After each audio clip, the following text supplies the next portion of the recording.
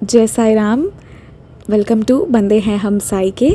I hope you all must be doing great. Baba की कृपा से आज एक बहुत ही प्यारी साई लीला आपको सुनाऊंगी। जाको राखे साईया मार सके ना कोई। जहाँ प्यार है, जहाँ विश्वास है, वहाँ बाबा का वास है। नहीं चाहिए उन्हें कोई भी विडंबना, नहीं चाहिए उन्हें कोई देख दिखावट, उन्हें चाहिए बस श्रद्धा और थोड़ी सी सबूरी। तो आज जिनका एक्सपीरियंस आपको बताने जा रही हूँ, उनके फादर का डेथ बहुत सालों पहले हो गया था।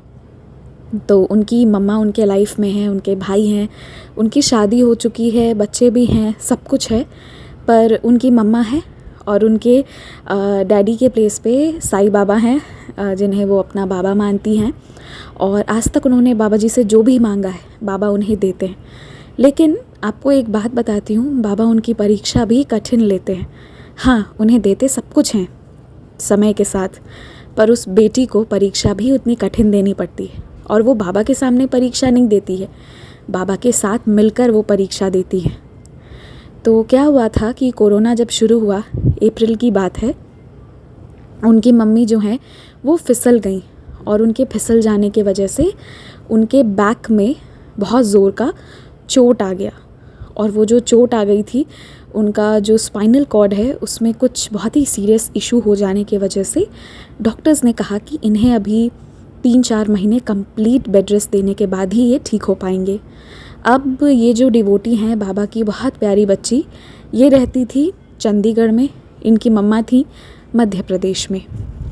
तो इस कोविड के दौरान चंडीगढ़ से मध्य प्रदेश, क्योंकि सारे मीन्स ऑफ ट्रांसपोर्ट आप कह लीजिए, एयर हो या फिर बाई ट्रेन हो, जैसे भी हो, सब बंद हो चुके थे और परमिट नहीं था कि आप जा सकते हो। तो ये बहुत परेशान थी और ये वहाँ जा नहीं पा रही थी।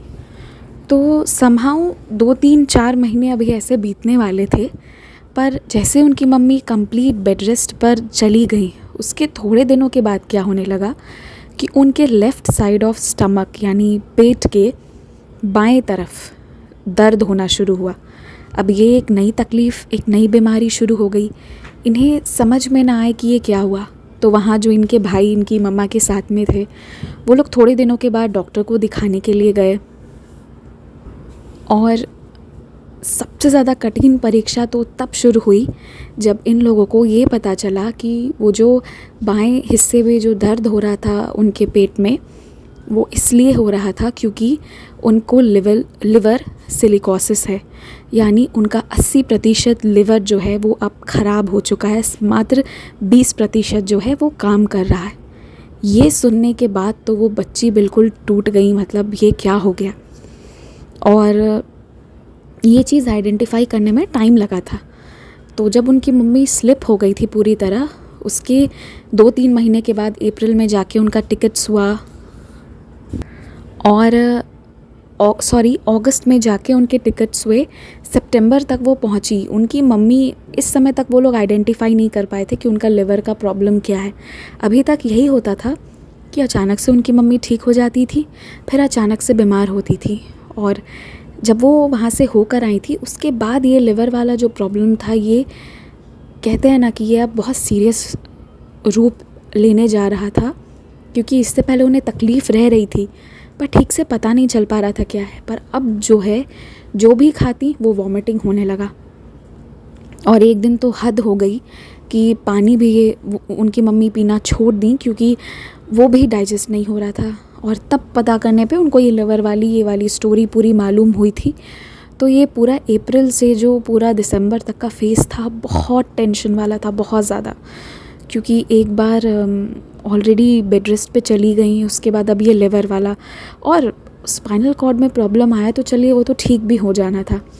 पर लिवर के लिए डॉक्टर्स ने कहा कि क्योंकि 80% ख़राब हो गया है, तो अब हम लाइफ के लिए कोई भी अश्योरेंस नहीं देते हैं। अब उनके ऑपरेशन का और सारी चीज़ों का बात किया गया।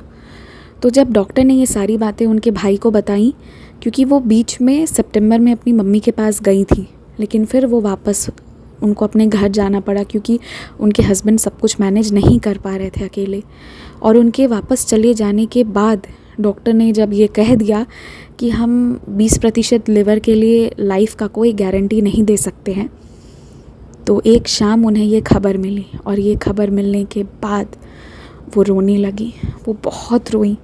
फिर उसके बाद उनकी मम्मी को, क्योंकि जो भी दवा दिया जा रहा था वो रिएक्ट कर रहा था, कुछ सूट नहीं कर रहा था, बहुत परेशान हो गए। उस रात उन्होंने बाबा का नाम लिया, बाबा से कहा कि बाबा आप मेरी मम्मी को बचा लो, उन्हें कुछ नहीं होना चाहिए। मेरे पापा बहुत साल पहले चले गए, पर मेरी मम्मा जो हैं उन्हें प्लीज़ मेरे पास रहने दो, प्लीज़ उन्हें ठीक कर दो बाबा, ऐसा वो बोली।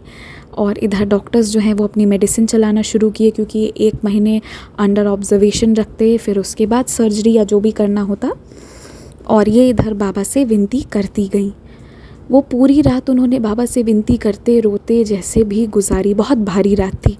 तो जब सुबह हुई तो उनके भाई का फ़ोन आया कि जानती हो, जो ये नया वाला दवा डॉक्टर ने दिया है, ये दवा मम्मी को सूट कर रहा है, और आज ये पूरा 1 गिलास पानी भी पी है, चाय और बिस्किट्स भी खाई हैं। इसे सुनने के बाद उन्हें थोड़ा राहत आया कि चलो बाबा जो हैं वो मम्मा को ब्लेसिंग्स दे रहे हैं। पर अभी भी मन में टेंशन वही थी, 80% लिवर जो है वो ख़राब हो चुका है, लाइफ की कोई गारंटी नहीं है, अब क्या होगा। इस चिंता में डूबी हुई थी। पर वो ये बात भूल गई थी कि उन्हें तो बाबा पहले ही आशीर्वाद दे दिए, उन्होंने तो पहले ही बाबा से मांग लिया। और जब वो कुछ मांगती हैं बाबा से तो बाबा उन्हें कभी मना नहीं करते। बाबा की बहुत प्यारी बच्ची हैं, बहुत प्यारी। तो उसके बाद ये हुआ कि पूरे 1 महीने तक जो है इनका मेडिसिन चलता रहा, उनकी मम्मी का, और सारा सब कुछ वैसे ही होता रहा। 1 महीने के बाद जब वो डॉक्टर के पास गई उनकी मम्मी, तो अब बाबा की इतनी प्यारी लीला हुई। वापस उनके टेस्ट कराए गए, चेकअप्स करवाए गए, तो डॉक्टर बोले कि उनका 80% लिवर तो ख़राब है, लेकिन जो चीज़ इनका लिवर ख़राब कर रही थी वो चीज़ें अब रुक गई हैं। इसका मतलब ये हो गया है कि अगर 20% ठीक है तो अब हमेशा ठीक रहेगा, वो ख़राब नहीं होगा। तो मतलब बाबा ने रोक दिया। जो उनका लिवर ख़राब होते होते वो रुक गया 80 पर, 20% ठीक है, जिसके वजह से बाबा की कृपा से फिर वो धीरे धीरे इससे ओवरकम कर गई। और उसी 20% लिवर जो उनका ठीक है उसके साथ ही वो चलना फिरना उठना बैठना सब शुरू कर दी। और धीरे धीरे करके उनकी लाइफ जो है बैक टू ट्रैक आ गई। जैसे हम आप सब बैठते हैं, उठते हैं, काम करते हैं, वैसे ही उनकी मम्मा भी वापस से पहले जैसी नॉर्मल लाइफ जीने लगी। तो जहाँ पे बाबा की कृपा होती है वहाँ 80 हो, 20 हो, 10 हो, कुछ फ़र्क नहीं पड़ता। बस उनकी एक रहम नज़र होनी चाहिए बाबा की। उसके बाद ना ज़िंदगी चाहे कहीं भी ले गई हो, चाहे आप गड्ढे के 100 फीट नीचे भी क्यों ना गिर गए हो और वहाँ पे आग भी क्यों ना लगी हो, वो आग भी आपको नहीं छुपाएगी अगर आपके मन में दृढ़ विश्वास है। तो याद रखिए, ज़िंदगी में कभी कभी बहुत कठिन परीक्षा आएगी, लगेगा कि शायद बाबा हमें सुन भी नहीं रहे हैं, पर नहीं, वो वही मौका होता है जिस वक्त वो आपका सुन चुके होते हैं, आपको आशीर्वाद दे रहे होते हैं, आपके रास्ते से सारी विघ्न को हटा रहे होते हैं। और इसलिए वो एक चरम सीमा होती है जिस वक्त आपको तकलीफ़ बहुत ज़्यादा हो रही है। और जिस वक्त तकलीफ़ बहुत ज़्यादा हो रही है, समझ लीजिए कि इसके बाद बहुत सुनहरा दिन आपका इंतज़ार कर रहा है। बाबा पर बहुत विश्वास रखिए। बाबा किसी से नाराज़ नहीं होते हैं, बहुत प्यार है उनमें। मैं मान ही नहीं सकती वो किसी से नाराज़ होंगे। हाँ, आप कुछ गलत करेंगे तो वो आपको डांटेंगे ज़रूर, पर वो अपने बच्चों से बहुत प्यार करते हैं, क्योंकि बहुत चुनिंदा लोग उनके बच्चे होते हैं। बहुत भाग्यशाली हैं आप, जो आप बाबा के बच्चे हो। तो ज़िंदगी में कभी हारना मत, ठीक है?